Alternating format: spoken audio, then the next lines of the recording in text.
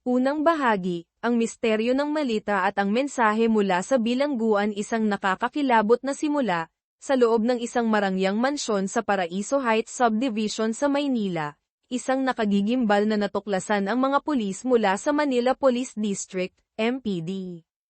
Nakatago sa likod ng isang matibay na pader ay isang malaking malita na umaalingasaw. Nang buksan, ang laman nito ay nagpatindig ng balahibo sa lahat. Ang halos perpektong napreserbang bangkay ng isang dalagita, tahimik na nakahimlay doon sa loob ng 10 taon. Ang lumang kasong ito na hindi pa nalulutas ay tila isang masamang pangitain sa mga susunod pang mangyayari. Babala mula sa impyerno, ngayon, hoiin natin ang tabing ng misteryo ng isang kaso na yumanig sa buong Pilipinas, umiikot sa mga mensahe ng kamatayan mula sa isang bilanggo na nasa death row. Nagsimula ang lahat ng matagpuan ng mga pulis ang isang lalaki sa hindi kapanipaniwalang kalagayan sa isang abandonadong bodega sa labas ng Maynila.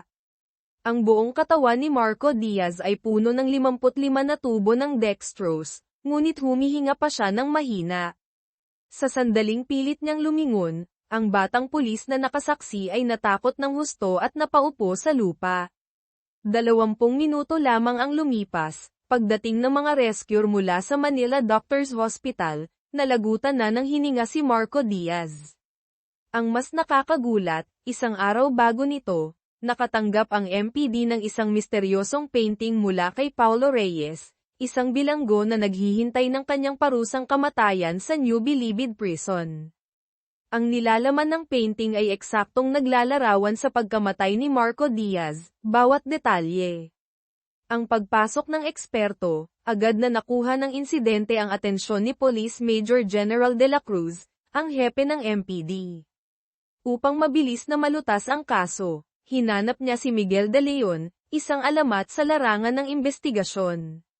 Si Miguel, ipinanganak noong 1979, ay lumipat sa Amerika noong bata pa, nagtapos sa Harvard sa edad na 10, nagtrabaho sa NASA sa edad na 15, at naging miyembro ng FBI sa edad na 19. Kilala siya sa kakayahang lumutas ng pinakakomplikadong mga kaso. Gayunpaman, kalahating taon na ang nakalilipas, inilipat si Miguel pabalik sa Pilipinas ng FBI matapos ang mga akusasyon ng pag-abuso sa armas na nagresulta sa pagkamatay ng maraming sospek. Pagbalik sa kanyang tinubuang lupa, nagbitiw siya sa FBI noong Pebrero ng taong ito. Pinuntahan ni Major General de la Cruz si Miguel sa kanyang bahay at ipinaliwanag ang kakaibang kaso. Ibinunyag niya na ang nagpadala ng painting ay si Paulo Reyes. Ilang araw bago nito, dahil sa pagnanais na makuha ang malaking mana at insurance money, pinatay ni Paulo ang kanyang buong pamilya. Nang mahuli, inamin niya ang lahat ng krimen at nakatakdang bitayin sa loob ng 1 buwan. Ngunit may isang misteryo, mariing tumatanggi si Paulo na sabihin kung saan itinago ang bangkay ng kanyang kapatid na babae, si Sofia Reyes. Nagtaka si Miguel kung bakit siya ang hinahanap. Ipinakita ni Major General de la Cruz ang painting. Sa likod nito, may iniwang mensahe si Paulo na para lamang kay Miguel de Leon, na nagsasabing makikipag-usap lamang siya kay Miguel at nagbabala, kung hindi, marami pang mamamatay. Nahatak sa kaso, pumayag si Miguel na sumali. Pagsisimula ng karera laban sa kamatayan, ang resulta ng autopsiya kay Marco Diaz ay nagpakita na pinanatili siyang buhay gamit ang saline solution sa mahabang panahon, walang nutrisyon, at namatay dahil sa sobrang panghihina. Ang mga tubo ng dextrose ay konektado sa isang central controller na automatikong nagbibigay ng isang bote ng saline kada 24 na oras. Malinaw na ito ay isang planong pinag-isipang mabuti. 3:00 ng hapon, dumating si Miguel sa Bilibid Prison upang makipagkita kay Paulo Reyes. Taliwas sa imahe ng isang nasa death row, si Paulo ay mukhang mayabang at kampante. Hindi niya direktang sinagot ang tanong ni Miguel tungkol sa mga susunod na biktima, sa halip, nagsimula siya ng isang nakamamatay na laro. Binigyan ni Paulo si Miguel ng isang papel, sa harap ay isang painting, sa likod ay 7 misteryosong pangungusap, pansamantalang tinawag na, ang 7 prophesia ng kamatayan, sumunod ang dalaga sa mga alitaptap papasok sa gubat at hindi na kailanman bumalik. Noong unang tagulan ng nakaraang taon, dinakip ko ang isang 40 anyos na lalaking tumatakas mula sa hinubaran ko si Isabela, ang nagtraidor sa akin, at binitay siya. Tinapos ko ang buhay ni Antonio Vargas, ang madalas maglasing at manggulo sa Paraiso Inn, at itinapon ang kanyang bangkay sa Vargas Tire Factory. Nakita ko ang isang lalaking nagtatago sa inn, nagalit ako, nagpanggap akong delivery boy. Ang sinungaling na nakakulong sa inn ay natagpuan ang kanyang katapusan. Napahalakhak ako sa taong pugot na pinugutan ng ulo, at ang lalaki sa itim na bahay ay pumanaw na. Bawat pangungusap ay naglalarawan ng impormasyon tungkol sa isang biktima, ngunit may halo itong katotohanan at kasinungalingan. Kailangang umasa si Miguel sa kanyang paghuhusga. Ang patakaran ng laro, kung matutukoy ni Miguel ang tamang pagkakakilanlan ng biktima sa loob ng itinakdang oras, sasabihin ni Paulo kung nasaan sila. Nagbabala si Paulo, 1 minutong pagkahuli, isa pang bangkay ang matatanggap ninyo, tulad ni Marco Diaz. Pag-decode sa mga propecia, alam ni Miguel na kaharap niya ang isang baliw at malupit na tao. Bumalik siya sa bodega, tinansya na si Marco Diaz ay dinukot mga 3 buwan na ang nakalilipas. Kinumpirma ni Major General de la Cruz na si Marco Diaz, 44 anyos, isang propesor sa universidad, ay nawawala nga ng 3 buwan. Sinuri ni Miguel ang ikalawang painting na ibinigay ni Paulo, isang kopya ng The Persistence of Memory, ni Salvador Dali. Sa painting, 2 orasan lamang ang nagpapakita ng eksaktong oras, 3:00 ng hapon, oras ng pagkikita nila, at 11:00 ng gabi. Hinala ni Miguel, 11:00 ng gabi ang oras ng kamatayan ng susunod na biktima. Wala pang 17 oras ang natitira sa kanila. Binigyan ni Major General de la Cruz si Miguel ng baril at nagtalaga ng 2 katulong, si Maria Santos, isang computer expert ng MPD, at si Benjo Aquino, isang veteranong investigador.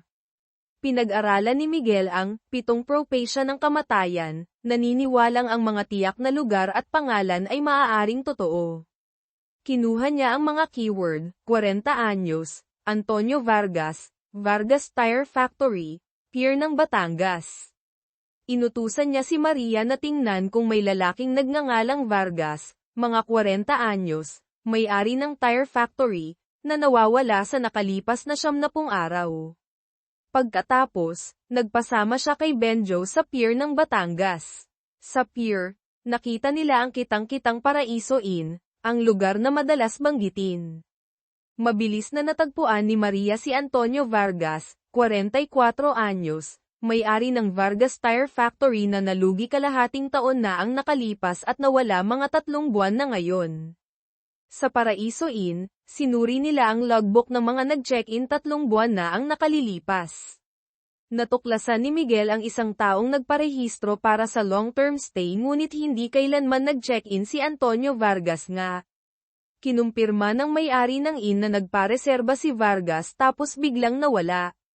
Ang asawa ni Vargas ay nagsabi na tumakas ang kanyang mister sa isang misteryosong bansa sa Asia, para takasan ang mga utang at nagbilin na huwag siyang kontaken. Halos kalahating taon na silang walang komunikasyon. Nalaman din ni Miguel mula sa asawa na ang araw ng pag-alis ni Vargas ay 19 ng Mayo taong 2015. Tumawag siya sa Coast Guard ng Batangas, nagtanong tungkol sa insidente ng pagtakas noong 19 ng Mayo. Kinumpirma ng Coast Guard na may natanggap silang ulat, nahuli ang bangka ngunit walang nakitang taong tumatakas. Tiniyak ni Miguel na nabigo ang plano ni Vargas na tumakas, nasa Pilipinas pa rin siya. Ang patibong ng bilanggo, kinabukasan, pumunta si Miguel kay Paulo, sinabing ang biktima ay si Antonio Vargas. Ayon sa patakaran, kailangang ibigay ni Paulo ang address. Nagbigay siya ng kapirasong papel na may address. Ngunit sa mga sandaling iyon, 25 minuto na lamang ang natitira bago mag-alas 11 ng gabi. Mabilis na nagtungo ang mga pulis at ambulansya sa address. Sa loob ng magulong bahay, nakita ni Miguel ang isang taong nakahiga sa kabilang kwarto. Pumasok siya ngunit hindi sinasadyang naapakan ang isang patibong. Sa loob ay isang mannequin lamang. Napagtanto ni Miguel na ang eksena ay tugma sa isa sa 7 propecia, naloko sila. Muli niyang tiningnan ang papel. Ang huling karakter ay hindi pala numero 10 kundi mga letrang L at E gamit ang espesyal na kaalaman, maaaring code o sariling loika, na decode ni Miguel na ang tamang address ay 951. Pagdating nila sa 951, 4 na minuto nang patay si Antonio Vargas. Lahat ay bahagi ng masamang plano ni Paulo. Ikalawang bahagi, ang nakaraan na bumabalik at ang nawawalang babae mga palatandaan mula sa nakaraan, bumalik si Miguel sa bilangguan, hinarap ang mapanuyang ngiti ni Paulo. Sa pagkakataong ito, nagbigay si Paulo ng isang serye ng mga numero. Inutusan si Miguel na hanapin ang isang taong konektado sa kaso sa loob ng 24 na oras. Kung tama, ibibigay niya ang address ng susunod na biktima. Pagbalik sa headquarters, sinuri ng 3 ang mga numero. Ang unang pangungusap sa 7 propecia ay tungkol sa dalagang hindi na bumalik. Hinala ni Miguel, babae ang hahanapin, at ang mga numero ay bahagi ng kanyang national ID, o katulad. May 8 numero. Inayos ito ni Miguel. Ang unang 6, 741***** ay nagpapahiwatig na ipinanganak siya noong 1974. Ang numero pagkatapos ng gitling ay 2, kumakatawan sa babae. Ang mga huling numero, 4608, ay maaaring area code o code ng lugar. Ang unang pangungusap ay bumanggit ng alitaptap at gubat, maaaring clue sa lugar. Iniugnay ni Maria ang area code at clue sa Barangay San Isidro sa lalawigan ng Laguna, isang lugar na kilala sa mga gubat at alitaptap ayon sa kwentong bayan. Naghahanap si Maria ng mga babaeng ipinanganak noong 2074, nawawala, at taga-Barangay San Isidro. Agad na nagtungo si Benjo sa Laguna. Ang resulta ng autopsiya kay Vargas ay nagbunyag ng mas nakakakilabot na katotohanan, bali ang 10 daliri, tinusok ng matulis na bagay ang mga ngipin katulad ni Marco Diaz. Pareho silang dumanas ng matinding torture bago mamatay. Natuklasan din ng medico-legal sa tiyan ni Marco Diaz ang isang bagay na nakabalot sa foil. Nang buksan, ito ay isang serye ng mga numero. Sinuri ng medico-legal ang tiyan ni Vargas, nakakita rin ng kapirasong foil, sa loob ay nakasulat ang 4 na salita, tumingin sa nakaraan. Nakahanap si Maria ng isang nawawalang babae na tugma sa impormasyon, si Isabela Cruz, ipinanganak noong 1974 sa Barangay San Isidro, Laguna. Ang kakaiba, ang huling medical record niya ay 15 taon na ang nakalilipas. Sa loob ng 15 taon, walang anumang bank transaction o paggamit ng cellphone. Nang gabing iyon, pinuntahan ni Benjo ang address ni Isabela sa San Isidro, ngunit isang abandonadong bahay lamang ang kanyang natagpuan. Kinaumagahan, nagtungo siya sa lokal na community center. Nang ipakita niya ang litrato ni Isabela, agad na umiwas ang ilang matatandang lalaki. Ang mga matatandang babae naman ay nanira kay Isabela, sinabing malandi siya, halos lahat ng lalaki sa baryo ay nakarelasyon, hindi malinaw kung sino ang ama ng kanyang anak. Sinabi nilang nagkaroon ng kakaibang sakit ang anak niya noong 10 taong gulang, ngunit pinabayaan ito ni Isabela kaya namatay dahil walang panggamot. Isang matandang babae ang nagsabing 15 taon na ang nakalilipas, nakita niyang sumakay si Isabela sa kotse ng isang estranghero at umalis ng baryo, hindi na muling nagpakita. Ang katotohanang itinago, dinala ni Miguel ang impormasyong ito kay Paulo, ngunit dahil hindi niya nadala si Isabela ng buhay, tumanggi si Paulo na makipagkita. Upang mailigtas ang susunod na biktima, inutusan ni Miguel si Benjo na magpatuloy sa pag-iimbestiga sa San Isidro. Bumalik si Benjo sa abandonadong bahay ni Isabela. Kahit magulo, nakahanap siya ng mga bakas ng pamumuhay ng mag-ina at isang lumang notebook. Dito, maingat na itinala ni Isabela ang bawat gastos para sa kanyang anak, kasama ang maraming mamahaling bayarin sa pagpapagamot. Napagtanto ni Benjo na sinadyang suruan ng mga matatandang babae si Isabela. Kinausap niya ang mga matatandang lalaki. Sa pagkakataong ito, ibinunyag nila ang totoo. Mahal na mahal ni Isabela ang kanyang anak, ngunit may problema ito sa pag-iisip, mental. Dahil hindi makahanap ng trabaho, napilitan siyang ibenta ang sarili para mapagamot ang anak. Tapos isang araw, sa hindi malamang dahilan, nawala ang mag-ina. Ang huling biktima sa propasia, muling sinuri ni na Miguel at Maria ang huling pangungusap, napahalakhak ako sa taong pugot na pinugutan ng ulo, at ang lalaki sa itim na bahay ay pumanaw na. Napansin nilang hindi ito tumutukoy ng tiyak na tao. Hinanap ni Maria ang salitang, taong pugot, at mga kaugnay na salita, natuklasan ang isang slang o kasing kahulugan na maaaring tumukoy sa pari. Ang susunod na biktima ay maaaring isang pari. Nakipag-ugnayan si Maria sa Arsobispo ng Maynila. Kinumpirma ng isang tagapamahala na may isang pari ngang nawalan ng komunikasyon mga kalahating taon na. Agad na nagtungo si Miguel sa simbahan ng San Sebastian sa Maynila upang magtanong.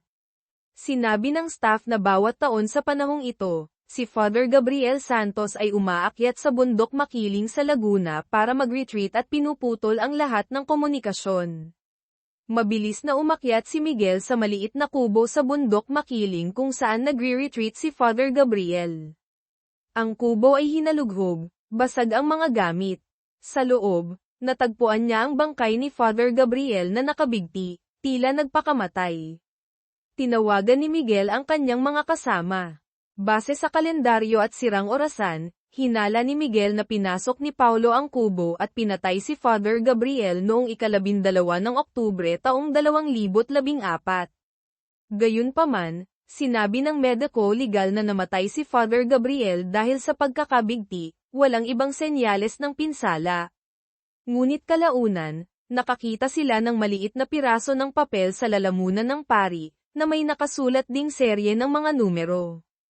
Ang huling piraso ng palaisipan, kasabay nito, may mahalagang natuklasan si Benjo sa San Isidro. Habang kumakain sa isang maliit na carinderia, nakita niya ang may-ari, isang matandang lalaki na photographer pala, na may nakasabit na lumang litrato. Nasa litrato si Isabela Cruz kasama ang isang grupo ng mga kabataang lalaki.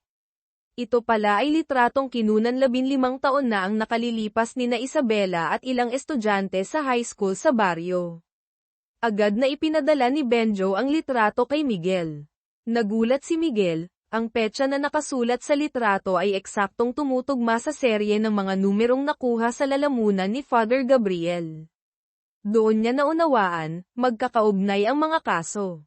Ang 4 na lalaki sa litrato ay ang 4 na biktima, si Paulo Reyes, Bilanggo, Marco Diaz, biktima sa bodega, Antonio Vargas, biktima sa tire factory, at si Father Gabriel Santos, pari na, nagpakamatay.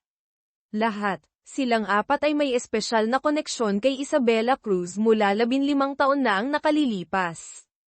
Ang katotohanan tungkol kay Isabela, naniniwala sina Miguel at Benjo na si Isabela ay napahamak na rin. Inutusan ni Miguel si Maria na suriin ang listahan ng mga hindi nakikilalang bangkay na natagpuan sa Laguna sa nakalipas na 15 taon. Matapos ang maraming paghahambing, napansin ni Benjo ang isang pamilyar na hair clip sa larawan ng isang kalansay. Ang hair clip ay kapareho ng suot ni Isabela sa litrato 15 taon na ang nakalipas. Nagtungo siya sa lokal na istasyon ng pulis, nalaman na ilang taon na ang nakalipas. Natagpuan nila ang kalansay na ito sa liblib na bundok, kasama ang hair clip sa bungo.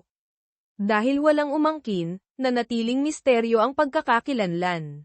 Paghaharap at bagong babala, dinala ni Miguel ang mga abo na natukoy na kay Isabela Cruz sa Bilibid Prison. Nang makita ang mga abo, tuluyang gumuho si Paulo Reyes, walang tigil ang pag-agos ng luha. Sumigaw siya na hanapin ng mga pulis ang pumatay kay Isabela. Tumanggi si Miguel na makipagnegosasyon. Sa mga sandaling iyon, ngumisi ng malamig si Paulo, sinabing may isa pang biktima. Habang nagsasalita, naglabas siya ng panibagong painting. Hindi pa tapos ang malupit na laro. Ikatlong bahagi, ang huling biktima, ang tunay na salarin, at ang plano ng paghihiganti ang huling clue at desperadong karera. Ang bagong painting na ipinakita ni Paulo ay naglalarawan ng isang batang babae na nasa panganib. Sa pagkakataong ito, ang biktima ay ang sarili niyang kapatid, si Sofia Reyes. Natanto ni Major General de la Cruz ang bigat ng sitwasyon, inutusan si Miguel de Leon na mahanap si Sofia sa lalong madaling panahon. Alam ni Miguel na ang susi ngayon ay ang paghahanap sa pumatay kay Isabela Cruz 15 taon na ang nakalilipas. Hinanap niya ang dating guro sa high school ni Father Gabriel Santos at ng iba pa. Kinumpirma ng guro na sina Gabriel Santos, Marco Diaz, Antonio Vargas, at Paulo Reyes ay magkakaklase at magkakaibigan. Ngunit may kakaiba, pagkatapos ng winter break, katumbas ng Christmas break dito, noong 11 baitang, bandang 1989, biglang lumipat ng paaralan ang apat, si Gabriel lamang ang naiwan. At mula noon, nagbago si Gabriel, naging tahimik, malungkutin, at bumagsak ang grado. Naniniwala si Miguel na may malagim na nangyari sa grupo noong Christmas break ng 1989. Muling bumalik si Benjo Aquino sa lumang photo studio sa Barangay San Isidro, tinanong ang matandang may-ari tungkol kay Isabela Cruz. Matapos halungkatin ang mga lumang tala mula 1989, naalala ng matanda na nagbayad ang grupo ni Father Gabriel para sa pagprint ng mga litrato ngunit hindi na binalikan. Natagpuan ng matanda ang lumang negatibo. Sa mga litrato, natuklasan ni Benjo ang ikalimang mukha, hindi kasama sa apat. Sinabi ng matanda na iyon si Adrian Santos, isa ng medyo sikat na aktor ngayon, kaklase rin nila noon at ang natatanging nabubuhay pa sa grupo sa litrato. Ang salaysay ng natitirang buhay, agad na pinuntahan ni na Miguel at Benjo si Adrian Santos. Kinumpirma ni Adrian na magkababata sila, lumaki sa San Isidro. Mas bata sa kanila ng 2 taon si Isabela Cruz, itinuturing nilang parang kapatid. Tuwing bakasyon, sinusundo sila ni Isabela sa terminal. Napakaganda ng kanilang samahan. Noong Christmas break ng 1989, dumaan sila sa photo studio para magpakuha ng litrato bilang alaala. Pagkatapos noon, nag-abroad si Adrian para mag-aral at mahigit 20 taon nang walang komunikasyon. Nang malaman niyang patay na ang lahat ng kasama sa litrato, labis siyang nagulat. Tinanong ni Miguel ang tungkol sa araw ng pagkuha ng litrato. Bakit nagbayad ngunit hindi kinuha? May nangyari bang espesyal? Sinabi ni Adrian na pagkatapos nilang magpakuha ng litrato, kumain sila, uminom ng kaunti, tapos umuwi na. Pagkatapos noon, naghanda na siya para sa pag-alis. Bago umalis, binalaan ni Miguel si Adrian na mag-ingat. Ang nakakagimbal na katotohanan, sinuri ni Benjo Aquino ang mga record at natuklasan na ang anak ni Isabela Cruz, si Mateo Cruz, ay ipinanganak noong Setyembre taong 1990. Ibig sabihin, nabuntis si Isabela noong Christmas break ng 1989. Hinala ni Benjo, may nakarelasyon si Isabela sa isa sa grupo noong gabing iyon. Gamit ang teoryang ito, muling kinapanayam ni Miguel ang mga magulang ng 4 na namatay na lalaki, Marco, Antonio, Gabriel, Paulo. Sa wakas, umamin ang ama ng isa sa kanila na pinagsamantalahan ng kanyang anak at ng grupo si Isabela Cruz noong gabing iyon, na nagresulta sa pagbubuntis nito. Nangako ang kanilang mga pamilya na magbibigay ng malaking halaga bilang bayad pinsala kapalit ng pananahimik ni Isabela. Pumirma pa sila ng kasunduan. Nang suriin ni Miguel ang kasunduan, natuklasan niya ang mas malagim na katotohanan. Noong gabing iyon, si Isabela ay halinhinang ginahasa ng 4 Marco Diaz, Antonio Vargas, Gabriel Santos, Paulo Reyes. Lahat sila ay pumirma sa kasunduan. Napansin din ni Miguel ang isang irregularidad, ang pirma ni Isabela at ang nilalaman ng kasunduan ay tila hindi magkatugma ang sulat kamay. Bukod dito, ang pananalita sa kasunduan ay napakahigpit at legalistiko, higit pa sa kakayahan ng isang simpleng dalaga sa probinsya tulad ni Isabela. Hinala ni Miguel, may isang tagapamagitan na tumulong kay Isabela sa paggawa ng kasunduan. Nalaman ni Benjo mula sa lokal na pulisya, noong taong iyon, hindi nga nagreklamo si Isabela. Higit sa lahat, walang tala sa kanyang bank account na nakatanggap siya ng malaking halaga. Kung may pera siya, hindi niya kakailanganing ibenta ang sarili para buhayin at ipagamot si Mateo. Hula ni Benjo, ang tagapamagitan ang kumuha ng pera. Sa mga sandaling iyon, tumawag si Maria Santos, natuklasan niya sa lumang medical record ni Isabela ang isang tala ng pagpapagamot noong ika-19 ng Mayo taong 2000. Ang serye ng mga numerong nakuha sa tiyan ni Antonio Vargas ay ang petsang ito. Agad na nagtungo si Benjo sa ospital sa Maynila kung saan dinala ni Isabela ang kanyang anak noon. Imbestigasyon sa ospital at ang pagsasara ng istasyon ng tren, ang medical record sa Manila Doctors Hospital ay nagpakita na noong ika-19 ng Mayo taong 2000, dinala ni Isabela ang anak na si Mateo Cruz para magpatingin. Na-diagnose si Mateo na may isang bihirang genetic disorder na walang lunas at kailangan ng panghabang buhay na gamot na napakamahal. Nakatala na nagpa-admit si Isabela para sa anak. Ngunit isang buwan makalipas, ang gumawa ng papeles para sa pag-discharge ni Mateo ay kinatawan ng Department of Social Welfare and Development, DSWD. Ibig sabihin, nawala si Isabela mula noong araw ng pagpapa-admit, at si Mateo ay napunta sa pangangalaga ng DSWD. Naalala ni Benjo ang sinabi ng matandang babae sa San Isidro, nakita niyang sumakay si Isabela sa kotse ng isang estranghero noong araw na dumalo siya sa seremonya ng pagsasara ng lokal na istasyon ng tren. Sinaliksik ni Benjo at natukoy na ang petsa ng seremonya ay ika-20 ng Mayo taong 2000 ang ikalawang araw pagkatapos ma-admit si Mateo. Ang unang sospek, sa panig ni Miguel, inutusan niya si Maria Santos na dalhin ang kasunduan at sample ng sulat kamay ni Adrian Santos, ang aktor, sa forensic lab para ikumpara. Hinala ni Miguel, si Adrian ang tagapamagitan, sa grupo, siya lamang ang hindi direktang sangkot sa panghahalay, ayon sa unang salaysay niya, at siya lamang ang may sapat na edukasyon para gumawa ng ganoong kasunduan. Pumunta si Benjo sa lumang opisina ng istasyon ng tren, natagpuan ang video recording ng seremonya ng pagsasara noong 2000. Nagulat siyang makita si Adrian Santos na nagsasalita sa entablado. Nasa video rin si Isabela Cruz sa gitna ng mga tao.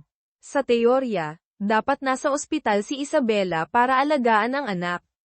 Bakit siya naroon? Pinagmasdan ni Benjo ang bal-isang ekspresyon at mga mata ni Isabela na patuloy na nakatingin sa isang direksyon. Base sa anggulo ng kamera, natukoy ni Benjo na nakatingin si Isabela kay Adrian Santos sa entablado.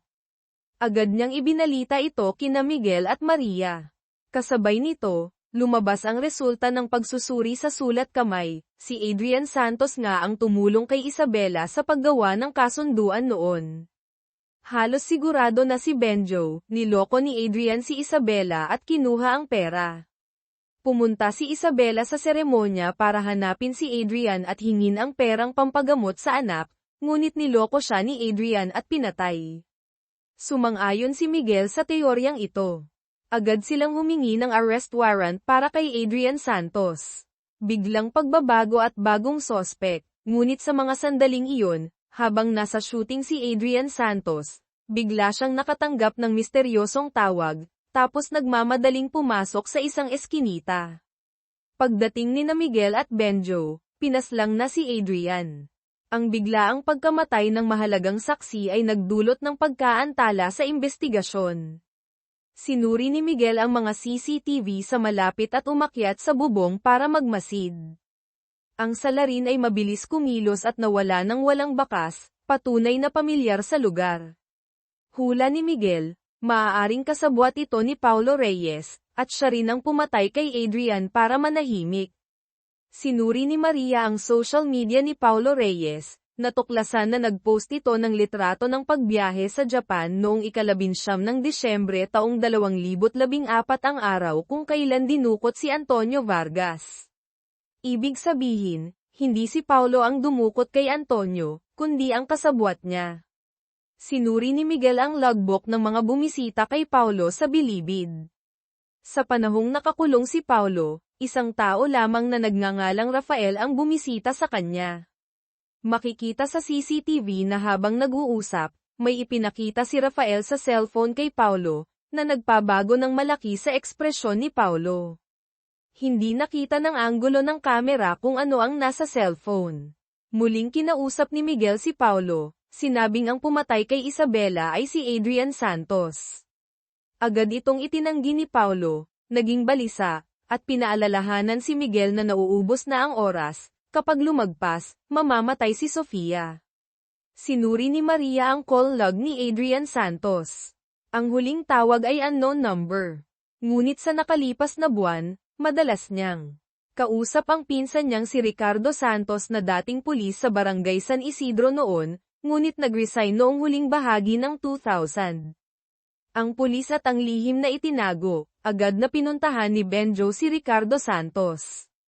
Sinabi ni Ricardo na madalas tumawag si Adrian kamakailan para magpatulong humanap ng bodyguard dahil natatakot ito matapos malaman ang sinapit ng mga dating kaibigan.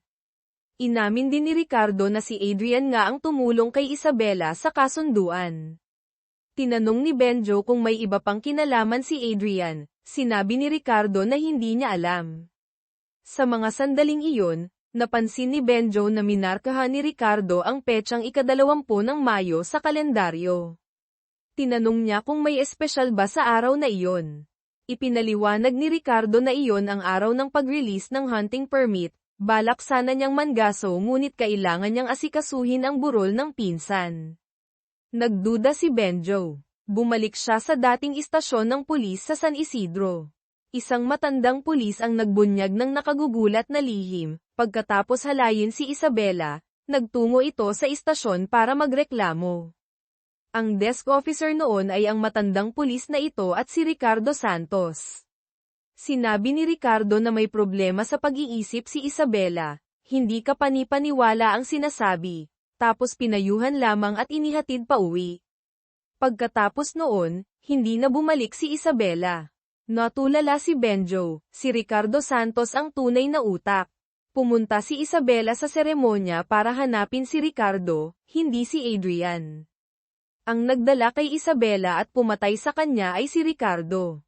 Si Adrian Santos ay maaaring pinatahimik din ni Ricardo.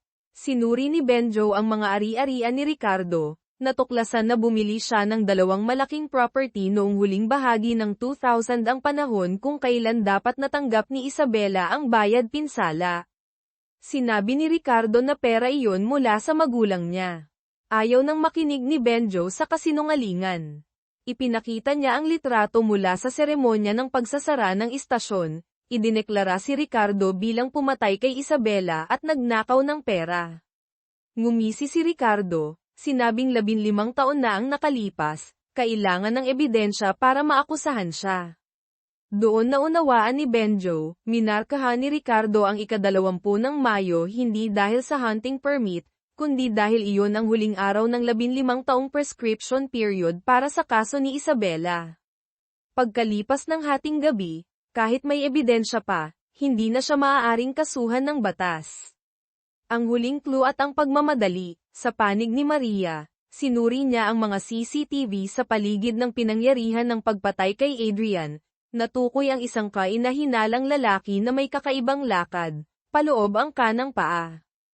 Kahit hindi malinaw ang mukha, inutusan ni Miguel na ikumpara ang lakad nito sa lakad ni Rafael, ang bisita sa bilangguan, at ni Ricardo Santos. Ang resulta ay nakagugulat, ang lakad ay tugma kay Rafael. Ito ay salungat sa teorya ni Benjo. 4 na oras na lamang ang natitira bago ang deadline para kay Sofia, at bago mag-expire ang kaso ni Isabela Cruz. Nanindigan pa rin si Benjo na si Ricardo ang pumatay kay Isabela. Nagtalaga siya ng mga tauhan para bantayan si Ricardo at naghanda para sa paghalughog ng opisina nito.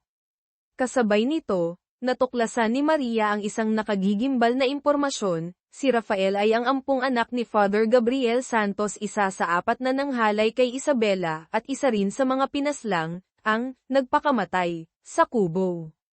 Agad na nagtungo si Miguel de Leon kasama ang kanyang team sa tirahan na may kaugnayan kay Father Gabriel Santos upang arestuhin si Rafael. Ang karera laban sa oras at para sa hustisya ay papalapit na sa kasukdulan. Ika-4 na bahagi, ang katapusan ng paghihiganti at ang bagong kaso ang pagtakas at mga huling piraso. Ngunit, pagdating ni Miguel sa tirahan na may kaugnayan kay Father Gabriel Santos, nakatakas na si Rafael. Natuklasan ni Miguel ang maraming gamot na pang-espesyal na karamdaman. Sa isang nakatagong cabinet, natagpuan ni Maria Santos ang isang malaking koleksyon ng mga dokumento tungkol sa pagkamatay ni Isabela Cruz. Lumalabas na si Rafael mismo ay nag-iimbestiga sa pumatay sa kanyang ina. Kasama sa mga dokumento ang isang suicide note na iniwan ni Father Gabriel Santos para kay Rafael. Sa sulat, inamin ni Father Gabriel ang karumal-dumal na ginawa nila kay Isabela noon, ang walang katapusang pagsisisi ang nagtulak sa kanya na tapusin ang sariling buhay. Natuklasan din ni Maria sa browser history ng computer ni Rafael na sinaliksik niyang mabuti si Miguel de Leon. Ang paghiling ni Rafael kay Paulo Reyes na si Miguel ang investigador ay may malalim na dahilan. Bago umalis, inutusan ni Miguel si Maria na dalhin ang mga gamot sa lab. Samantala, halos binaliktad na ng mga tauhan ni Benjo Aquino ang opisina ni Ricardo Santos ngunit wala pa ring nakitang ebidensya. Hindi na makapaghintay si Miguel. 50 minuto na lamang ang natitira para kay Sofia Reyes. Agad siyang pumunta sa bilibid, sinabi kay Paulo Reyes na si Ricardo Santos ang pumatay kay Isabela, at hiningi ang lokasyon ni Sofia. Muli na namang itinanggi ni Paulo ang teorya ni Miguel. Habang nagtataka si Miguel, sinabi ng isang gwardya na madalas magdoodle si Paulo sa selda, tila may sinusubukang lutasin. Nagmamadaling pumasok si Miguel at ang gwardya sa selda ni Paulo. Lumalabas na si Paulo mismo ay sinusubukang tukuyin kung sino ang pumatay kay Isabela, at ang resulta ng kanyang hinuha ay hindi si Ricardo Santos. Napansin ni Miguel sa mga drawing ang isang piraso ng foil, tulad ng nakuha sa tiyan ng mga biktima, at isang paper crane. Ang foil na ito ay dapat sanang ipinasok sa bibig ng ama ni Paulo. Maaaring nakasulat dito ang pariralang, ang kasalanan ng ama, pinagbabayaran ng anak. Ito ay nagpapahiwatig na ang mga kamakailang pagkamatay ay paghihiganti sa kasalanan ng ama ni Paulo, at ang utang na iyon ay dapat bayaran ni Paulo o ni Sofia. Sa wakas, naunawaan ni Miguel, hindi rin alam ni Paulo Reyes kung nasaan ang kanyang kapatid. Paubos na ang oras, tila bigo na naman ang mga pulis. 3 clue at ang katotohanan tungkol kay Rafael. Sa mga sandaling iyon, biglang tumawag si Rafael kay Miguel, binibigyan siya ng huling pagkakataon na iligtas si Sofia. Nagbigay si Rafael ng 3 clue gamit ang mga numero, bilang ng mga kaibigang pinatay, bilang ng mga sospek na napatay ni Miguel noong nasa FBI, 6, bilang ng mga namatay na kamag-anak, mga magulang at kapatid ni Miguel na namatay sa LA riots 1992 3, bilang ng taong hinahanap niya, si Miguel ay laging naghahanap ng iisang salarin sa mga komplikadong kaso, 1. Ang sagot ay 631. Agad na naalala ni Benjo Aquino, 631 ang lumang numero ng bahay ni Isabela Cruz sa Barangay San Isidro. Mabilis na nagtungo sina Miguel at Benjo doon. Habang nasa daan, tumawag ang forensic lab. Ang mga gamot na nakuha sa bahay ni Rafael ay para sa isang bihirang genetic disorder, ang mismong sakit ni Mateo Cruz, anak ni Isabela. Natulala si Miguel, si Rafael ay si Mateo Cruz. Siya ang nagplano ng lahat para ipaghiganti ang kanyang ina. Agad na hiniling ni Miguel sa lab na magsagawa ng DNA test sa pagitan nina Isabela, Rafael, Mateo, at mga lalaking biktima. Pagdating nina Benjo sa bahay bilang 631, natagpuan nila si Sofia Reyes na ligtas at walang gallows. Hindi pala intensyon ni Rafael na saktan ang bata. Inabot ni Sofia kay Miguel ang isang cellphone, sabi ni Rafael ay ibigay ito sa kanya. Video ng pag-amin at plano ng paghihiganti, ang video sa cellphone ay naglalaman ng buong proseso ng pagpaslang ni Rafael, Mateo, sa lahat ng biktima, mga magulang ni Paulo Reyes, Marco Diaz, Antonio Vargas, at pati si Adrian Santos. Ginamit ni Rafael ang buhay ni Sofia para takutin si Paulo Reyes, pilitin itong umamin sa pagpatay sa sariling magulang at makipagtulungan sa plano ni Rafael ang hilahin si Miguel de Leon sa kaso. Ang layunin ni Rafael ay matulungan siya ng pulisya na mahanap ang tunay na pumatay sa kanyang ina, si Ricardo Santos, at kasabay nito ay pigilan ang pulisya na arestuhin siya bago mag-expire ang kaso, dahil gusto ni Rafael na siya mismo ang pumatay kay Ricardo bilang paghihiganti. Ang huling pagtutuos, lumipat ang eksena kay Ricardo Santos, nagmamaneho para tumakas. Biglang sumulpot ang isa pang sasakyan, minamaneho ni Rafael, mula sa gilid at ibinangga ito, tumaob ang sasakyan ni Ricardo.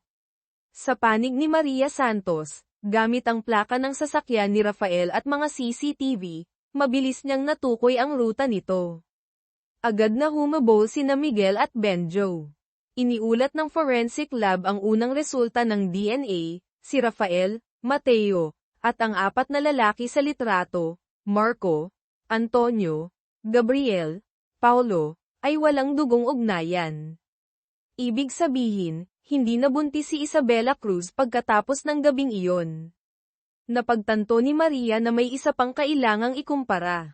Agad na nagsagawa ng ikalawang DNA test ang lab, gamit ang sample ni Ricardo Santos. Sa isang liblib na bangin sa tabi ng dagat, kinaladkad ni Rafael si Ricardo palabas ng sasakyan.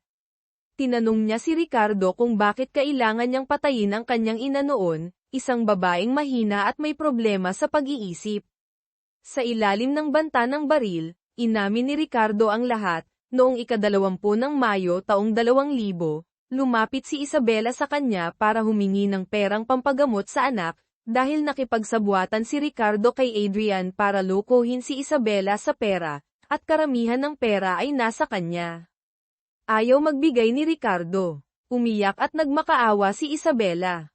Natakot si Ricardo na mabunyag ang lahat, kaya nagdahilan siyang kukuha ng pera. Pinasakay si Isabela sa kotse, ang eksenang nakita ng matandang babae, dinala sa liblib na lugar, pinatay, at ibinaon. Sakto namang dumating sina Miguel at Benjo. Sa mga sandaling iyon, natanggap ni Miguel ang resulta ng ikalawang DNA test, ang tunay na ama ni Rafael, Mateo Cruz, ay si Ricardo Santos. Lumalabas na noon, hindi lang pera ang niloko ni Ricardo, kundi pati damdamin, o maaaring ginahasa niya si Isabela sa ibang pagkakataon. Sinabi ni Ricardo na walang bala ang baril ni Rafael, tapos sinamantala ang pagkakataon, naghagis ng buhangin sa mukha ni Rafael at inagaw ang baril. Ngunit, sakto namang dumating ang team ni Benjo. Natakot si Ricardo at itinapon ang baril. Bumunot si Rafael ng patalim na nakatago at sinaksak si Ricardo sa hita. Pinayuhan ni Benjo si Rafael na isuko si Ricardo sa batas. Ngunit sumigaw si Rafael na hindi siya naniniwala sa hustisya, tapos kumuha ng posas at ipinosas ang sarili kay Ricardo. Habang nag-aalangan si Miguel, hinayla ni Rafael si Ricardo at tumalon sila sa malalim na bangin. Pagtatapos at bagong simula, pagkatapos ng insidente, tinanong ni Benjo si Miguel kung bakit hindi niya binaril si Rafael, para sana nailigtas si Ricardo. Tahimik lamang si Miguel, ngunit bakas sa kanyang mga mata ang pagpili batay sa konsensya, hindi lamang sa batas. Maaaring lumabag sa tuntunin ang kanyang ginawa, ngunit sa kalooban niya, alam niya kung sino ang mas nararapat managot.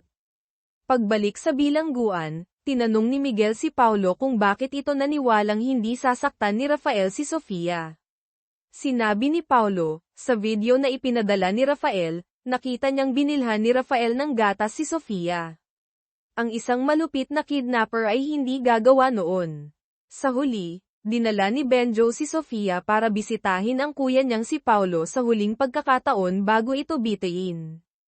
Opisyal nang nagsara ang kaso ng pagkawala at sunod-sunod na pagpatay.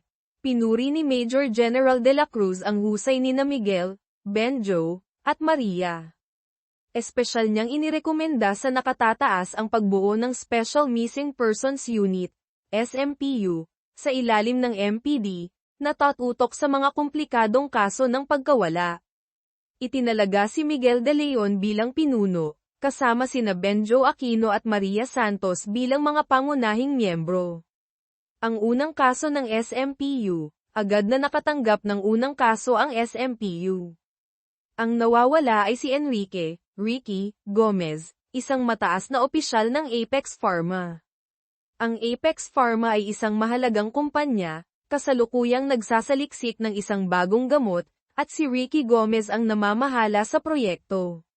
Nangangamba ang nakatataas na maaaring may kinalaman sa industrial espionage ang pagkawala, kaya ipinagkatiwala ang kaso sa SMPU.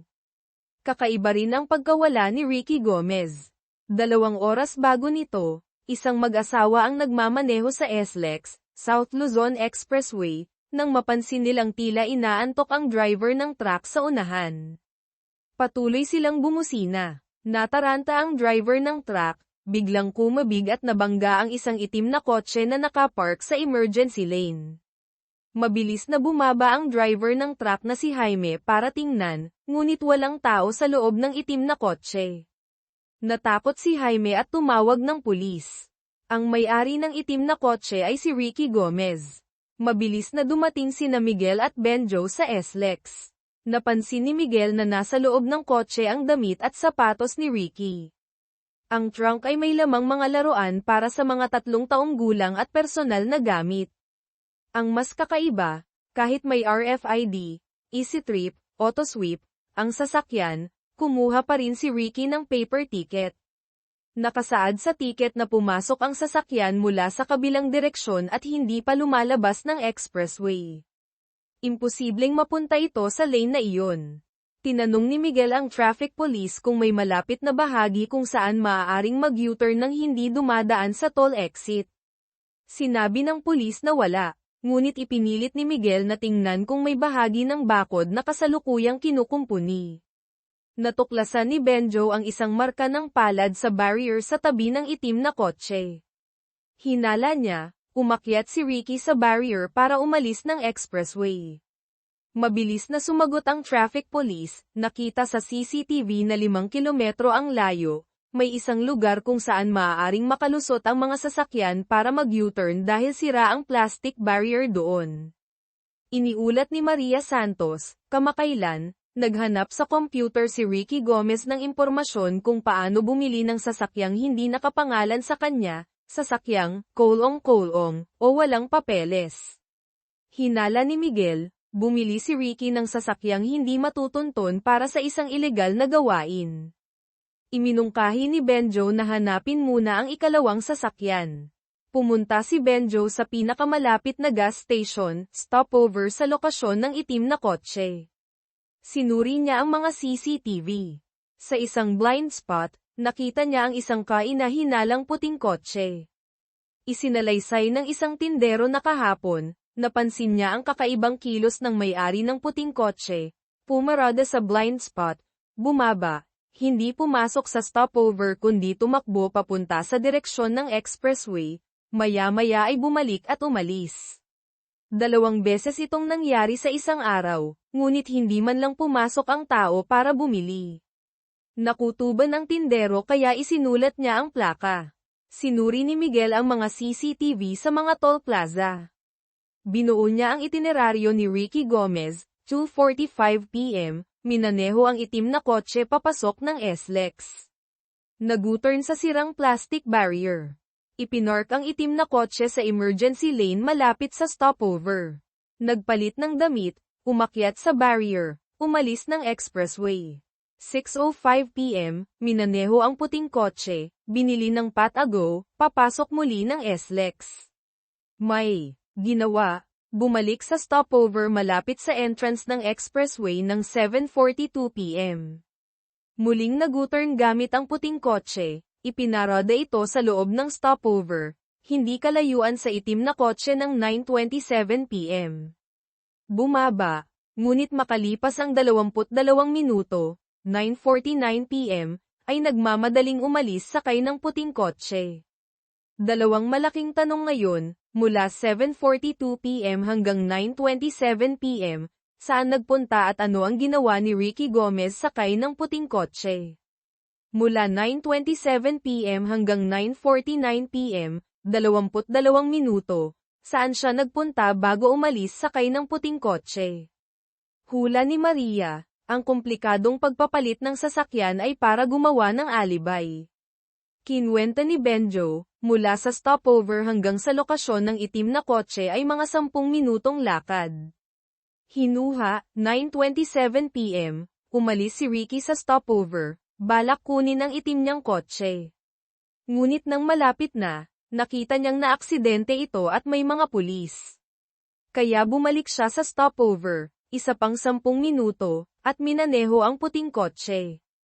Ang kabuuang oras ay mga 20 hanggang 22 minuto, tugma sa CCTV. Ang misteryosong pamilya at mga kasinungalingan, kinabukasan, pinuntahan ni Benjo ang bahay ni Ricky Gomez.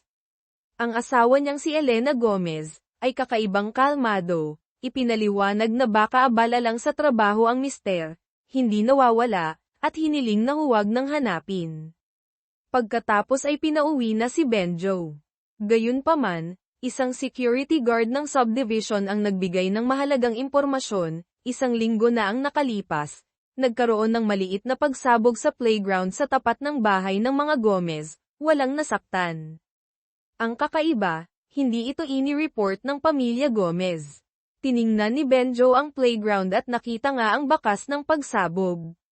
Sa panig ni Miguel, kinapanayam niya ang mga katrabaho ni Ricky sa Apex Pharma. Karamihan ay pumuri sa galing at pagkatao ni Ricky, ngunit nabanggit din na kakaiba ang kilos nito kamakailan, madalas mag-leave simula noong nakaraang linggo, hindi na kasing tutok sa trabaho. Pagkatapos, kinapanayam ni Miguel ang presidente ng Apex Pharma, si Mr. David Tan. Nagulat daw si Mr. Tan sa pagkawala ni Ricky, lalo na't kinabukasan ng hapon ay may mahalagang investors meeting. Ang mga investor ay si Ricky ang nag-ayos. Kung wala siya, baka mawala ng tiwala ang mga investor. Nakiusap si Mr. Tan na ilihim ang pagkawala ni Ricky. Tinanong ni Miguel kung may problema ba si Ricky sa trabaho. Itinanggi ito ni Mr. Tan. Sinusubaybayan ni Maria Santos ang lokasyon ng cellphone ni Ricky Gomez, natuklasan na sa mga araw na nag-leave siya noong nakaraang linggo, iisang lugar ang pinupuntahan niya, isang simbahan, monasteryo sa bundok sa Tagaytay. Agad na nagtungo sina Miguel at Benjo doon. Sinabi ng isang matandang pari na 1 linggo na ang nakalipas, lumapit si Ricky sa kanya para humingi ng payo, sinabing guguho na ang kanyang buhay. Ang tanging sagot ng pari ay isang talinghaga, nagsimula ito sa inakay, lumaki ito at kinain ang sariling ina, iyon ang batas ng kalikasan. Nakausap ni Benjo ang isang sakristan. Kinumpirma niyang nakita niya si Ricky Gomez. Madalas daw itong tumayo sa isang gazebo, gumagamit ng binocular para tingnan ang malayong lugar. Sinuri ni Maria ang mapa, natuklasan na ang mansyon ni Mr. David Tan ay nasa tapat mismo ng direksyong tinitingnan mula sa gazebo. Nagtaka sina Benjo at Miguel, bakit minamanmanan ni Ricky ang kanyang boss. Naalala ni Miguel ang mga gamit pang bata, mga 3 taon, sa kotse ni Ricky, samantalang 10 buwan pa lamang ang anak nito. Hinala ni Miguel, maaaring may balak si Ricky na dukutin ang isang bata. Agad na tinanong ni Maria ang mga kalapit na istasyon ng pulis tungkol sa nawawalang bata kahapon. Tama ang hinala, kahapon ng hapon, may batang 3 taong gulang na nawala sa isang kalapit na ospital, ngunit 5 minuto lamang matapos i-report, kinansela rin agad ito. Ang nag-report at nagkansela ay si Mr. David Tan. Unang conclusion, dinukot ni Ricky Gomez ang anak ni Mr. David Tan at kasalukuyang nagtatago kasama ang bata. Ngunit ang kakaibang kalmadong reaksyon ni Mr. Tan ay isang malaking palaisipan. Muling pinuntahan ni Miguel si Mr. Tan, kinwestiyon kung bakit kinansela ang report. Dito na umamin si Mr. Tan, pagkawala ng anak niya kagabi, agad siyang nag-report. Ngunit maya-maya, isang misteryosong tao ang nagpadala sa kanya ng video, na nagpapakitang si Ricky Gomez ang dumukot sa anak niya. Ang oras sa video ay tugma sa pagkawala ni Ricky sa expressway, perpektong alibay. Naniniwala si Mr. Tan na hindi sasaktan ni Ricky ang anak niya, kaya kinansela niya ang report, dahil na rin sa takot na maapektuhan ang investors meeting. Iginiit ni Miguel na mag-report muli, planado ang pagdukot ni Ricky, pagmamanman sa anak ni Mr. Tan mula sa Tagaytay. Bukod dito, ang video ay kuha ng ikatlong tao, hindi CCTV. Hindi malinaw ang relasyon ng misteryosong tao at ni Ricky. Komplikado ang kaso, maaaring nasa panganib ang bata. Ngunit dahil sa interes ng kumpanya, tumanggi pa rin si Mr. Tan. Ang dalawang katotohanan, sa panig ni Benjo Aquino, muli niyang pinuntahan si Elena Gomez. Ganun pa rin ang asal nito. Napilitan si Benjo na maging direktang sabihin na sospek ang mister niya sa kidnapping. Nagulat at naiyak si Elena. Iginiit na hindi iyon magagawa ng asawa niya. Ang masakit, sila pala ang tunay na biktima. Lumalabas na ang anak ng mag-asawang Gomez ang dinukot 1 linggo na ang nakalilipas. Ang kidnapper ay nagpapadala ng video ng bata araw-araw. Ang pagsabog sa playground ay babala ng kidnapper. Pinagbantaan silang papatayin ang bata kapag nag-report sa pulis. Agad na pinagtagpi ni Miguel ang mga pangyayari. Si Ricky Gomez ay maaaring pinilit ng kidnapper ng sarili niyang anak na dukutin ang anak ni Mr. David Tan. Ang nagpadala ng video kay Mr. Tan ay ang orihinal na kidnapper. Sinuri ni Maria Santos ang mga text ni Ricky, natuklasan na may karelasyon itong katrabaho na nagngangalang Lisa Ramos. Agad na pinuntahan ni Miguel si Lisa. Sa ilalim ng pagtatanong, itinuro ni Lisa ang pinagtataguan ni Ricky Gomez. Ang bigo na palitan, kasabay nito, pagbalik ni Ricky Gomez sa lodge kung saan niya itinago ang anak ni Mr. Tan, natuklasan niyang nawawala ang bata. Naghanap siya na parang baliw. Tumawag ang kidnapper ng anak ni Ricky, iniutos na gamitin ang anak ni Mr. Tan para ipalit sa sariling anak. Para mailigtas ang anak, itinago ni Ricky sa kidnapper na nawawala na ang hostage niya. Ibinigay ng kidnapper ang lugar ng palitan. Pagdating ni Miguel sa lodge, nakaalis na si Ricky. Napansin ni Miguel ang isang papel sa mesa. Ginamit niya ang lapis para kuskusin ito, lumitaw ang address ng palitan. Agad silang nagtungo doon. Para malinlang ang kidnapper, bumili muna si Ricky ng stroller at malaking laruan. Tinulak niya ito papunta sa napagkasunduang lugar, isang malaking sementeryo sa Maynila. Nakita niya ang isa pang stroller sa tabi ng isang mag-asawang nasa katanghaliang gulang. Ngunit paglapit niya, natuklasan niyang hindi ang anak niya ang laman, kundi litrato ng isang pumanaw na babae. Tinanong ni Ricky ang lalaki tungkol sa anak niya, ngunit walang alam ito. Nagpanik si Ricky, tinatawag ang pangalan ng anak. Nang kumalma ng kaunti, napansin niyang pamilyar ang litrato. Nakita ng lalaki na nakatitig si Ricky, sumilip din ito. Nagulat siyang makita ang litrato ng sarili niyang namayapang anak.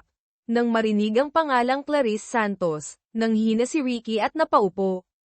Naalala niya ang sinabi ng pari sa Tagaytay, nagsimula ito sa inakay, lumaki ito at kinain ang sariling ina, iyon ang batas ng kalikasan. Biglang tumawag ang kidnapper, sinabing tumakbo na siya. Sakto namang dumating sina Miguel, naabutan si Ricky sa di kalayuan.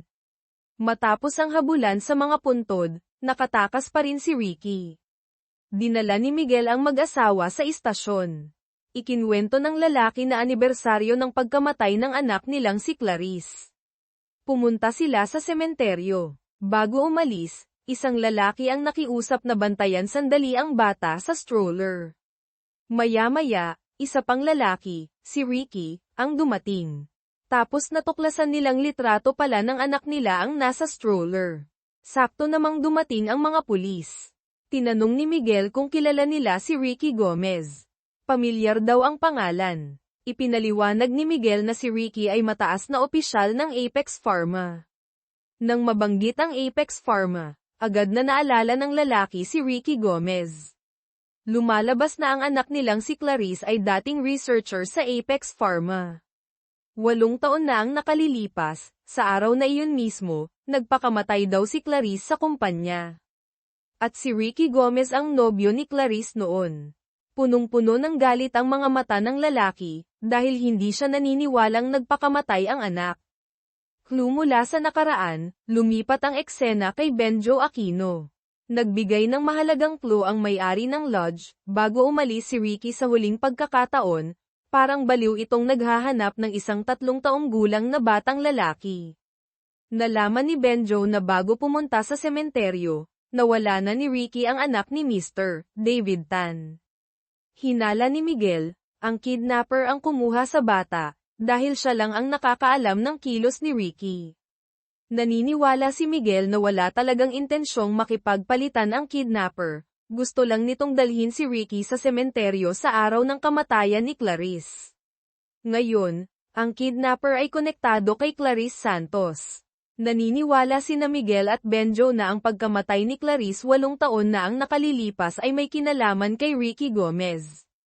Naghiwalay sila, si Miguel ang mag-iimbestiga sa pagkamatay ni Clarice, si Benjo ang magpapatuloy sa paghahanap kay Ricky Gomez. Tumawag ang kidnapper kay Ricky Gomez, tinanong kung nag-report ba ito sa pulis. Itinanggi ito ni Ricky. Para pigilan si Ricky na sumuko, nagpadala ang kidnapper ng isang hibla ng buhok ng anak ni Ricky sa asawa nitong si Elena. Sakto namang binabantayan ni Benjo Aquino si Elena Gomez. Ang multo ng nakaraan at ang kasalukuyang pagtutuos, 10 taon na ang nakalilipas, nilitis ng Manila Regional Trial Court, RTC, ang isang malagim na kaso ng pagpatay. Ang akusado, si Carlos Santos, ay pinaghihinalaang pumatay sa kanyang 22 anyos na kasintahan, si Cristina de la Cruz. Isang testigo ang nagsabing nakita niya si Carlos na hila-hila ang isang kainahinalang pulang malites sa isang motel sa Ermita, at tumutulo pa raw ang dugo mula rito. Gayunpaman, dahil ang testigo ay lulong sa droga, iginiit ng abogado ng depensa na hindi kapanipaniwala ang kanyang salaysay. Dagdag pa rito, hindi kailanman natagpuan ng prosekusyon ang bangkay ni Cristina. Sa huli, dahil sa kakulangan ng matibay na ebidensya, idineklarang inosente ng korte si Carlos Santos at pinalaya siya. Ang masaklap, ang mahusay na abogado na tumulong kay Carlos na makalusot noon ay si Nicanor Reyes, ang kasalukuyang kalihim ng hustisya. Balik sa kasalukuyan, tinutugis ng grupo ni Miguel de Leon ang lalaking gumamit ng card sa kaso ng pagkawala ng anak ni Kalihim Reyes na si Aya. Tumawag ang security guard ng mall kay Miguel, sinabing bumalik na ang may-ari ng sasakyang may dashcam. Sa panunood ng video, nakumpirma nilang ang lalaking gumamit ng card ay nagmamaneho nga ng itim na kotse. Napansin ni Miguel ang logo ng Star Rent a Car sa salamin ng kotse. Gamit ang impormasyon sa pag-upa, mabilis na natukoy ni Miguel ang pagkakakilanlan ng lalaki, si Antonio de la Cruz. Agad na pinuntahan ni Miguel ang bahay ni Antonio. May narinig siyang kaluskos sa labas, maingat siyang nagtago sa pader para magmasid. Ang dumating pala ay ang kanyang kasamahan.